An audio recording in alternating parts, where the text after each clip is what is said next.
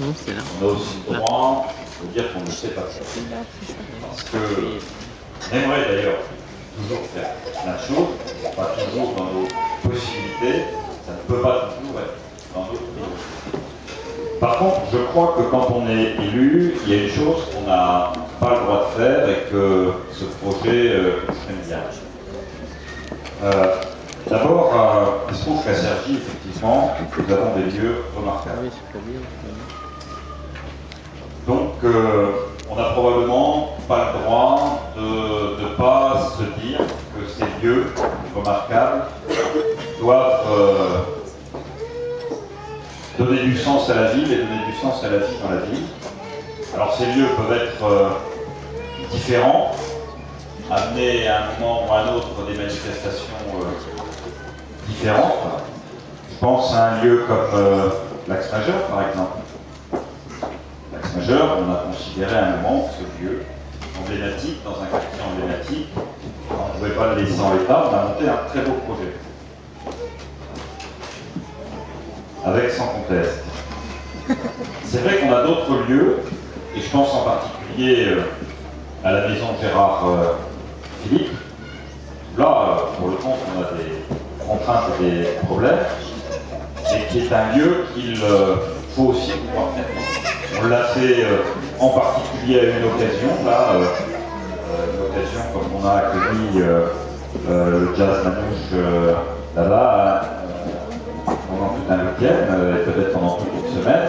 On n'a pas pu reproduire immédiatement, enfin, je veux simplement que vous sachiez que nous considérons qu'un lieu comme ça, ben, il ne peut pas rester fermé, il ne peut pas rester sans usage, parce qu'on voit bien tout ce qu'il peut apporter à la ville, et surtout à tous ceux qui y habitent. Et puis, il y a ce lieu ici, et finalement, le fait que aujourd'hui, vous en preniez possession, après que nous l'ayons pendant quelques années laissé une association qui a fait aussi des choses très bien, à un moment donné, qui était la petite graine, ne me fait pas regretter d'avoir investi sur ce quartier, avec peut-être une vision à long terme, bon, je ne sais pas quand elle viendra, parce que je rappelle que le projet de la municipalité, quand nous avons racheté les vergers, quand ils ont été mis en vente, quand nous avons racheté la maison Morin, quand elle a été mise en vente, c'est un jour de retrouver dans ce secteur du Pré-Lieuret, où il y a encore des tas de choses à faire. Et les villes, sont tous nous avons investi.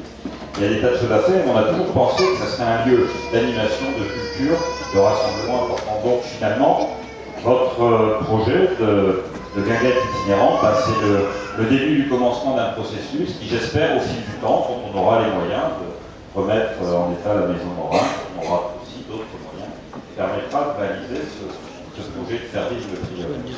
Et puis il n'y a pas que de ne pas avoir le droit de ne pas utiliser ces lieux, donc on voit bien à quoi ils peuvent servir dans la ville. On n'a pas le droit de ne pas permettre à celles et ceux qui dans cette ville ont des projets, ont des talents, ont des initiatives, de les mettre en œuvre quand en réalité ils nous permettent de faire avancer des projets que nous tout seuls, nous ne saurions pas faire. Alors, j'ai deux exemples. Il y a le vôtre là ce soir, parce que je crois que sans votre association, sans votre projet, sans votre initiative, sans votre ténacité, sans votre imagination, ce projet n'aurait pas vu le jour et tout simplement la municipalité n'aurait pas été en situation de pouvoir le faire. Je pense aussi, ce qui permet de faire de la RDAP, on va avoir une nouvelle manifestation qui va en remplacer une autre. Et là aussi, je sais qu'il y a parfois des débats, mais nous sommes aussi partisans du mouvement permanent.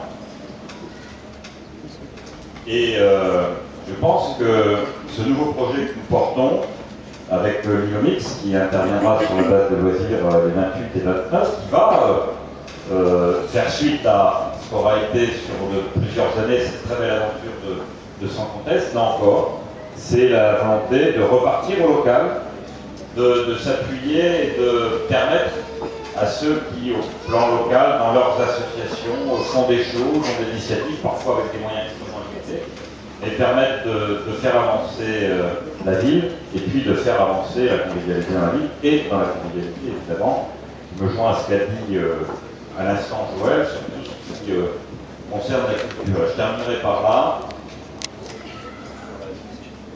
Je ne reprocherai pas à un responsable politique d'avoir des propos politiques. Nous aurons en 2012 un débat politique national. indépendamment de toute préoccupation partisane, vous voyez bien qu'aujourd'hui, dans le contexte de la France d'aujourd'hui, on voit bien que les enjeux de ce débat deviennent absolument essentiels, puisqu'ils tournent autour de l'idée qu'on se fait d'une société, l'idée qu'on se fait de ceux qui la composent, de ceux qui doivent être accueillis, la manière dont se fait l'idée sur la manière dont on va vivre avec nos origines différentes, avec nos cultures différentes, mais avec la volonté d'avoir des valeurs communes, des valeurs simples et républicaines. Et je sais que dans ce débat-là, sur lequel a Cergy en particulier a raison tout simplement de ce qu'est cette ville, avec cette extraordinaire diversité d'enfants de Cergy Pontoise comme vous êtes, avec vos amis, et avec d'autres qui nous ont rejoints, d'autres qui sont aujourd'hui des enfants de Cergy qu'on ne considère pas tous les jours comme des enfants de Cergy. Nous savons que la culture, sous toutes ses formes, c'est aussi quelque chose qui permet justement de combattre un certain nombre d'idées néfastes, de combattre un certain nombre de tendances au repli, au racisme, à la xénophobie, et d'avancer vers la société qu'on souhaite ouverte. En tout cas, c'est aussi parce que nous savons que vous partagez ces valeurs-là qu'on est à vos côtés pour vous permettre de réaliser ce projet. Merci.